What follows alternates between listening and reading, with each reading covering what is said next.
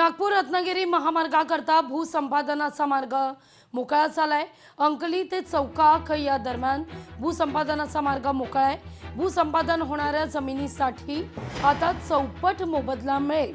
मोबदल्याच्या मागणीकरता शेतकऱ्यांनी हे काम थांबवलेलं होतं, अशी देखील माहिती समोर येतेय।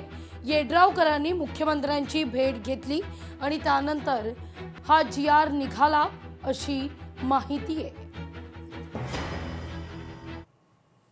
उका की अंकली या दरम्यानच्या शेतकऱ्यांना दाब चौपट दर मिळावा यासाठी म्हणून गेले अनेक दिवस संघर्ष चालू होता।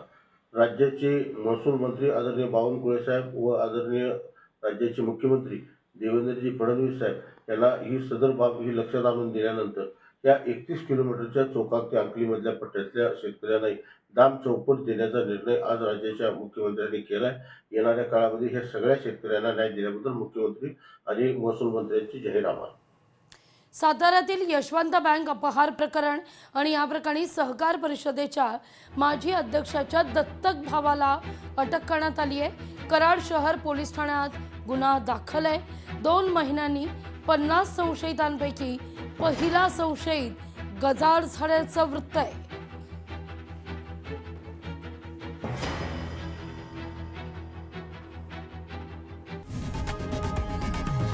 लोकशाही मराठी ऐका, पहा, जागरूक रहा।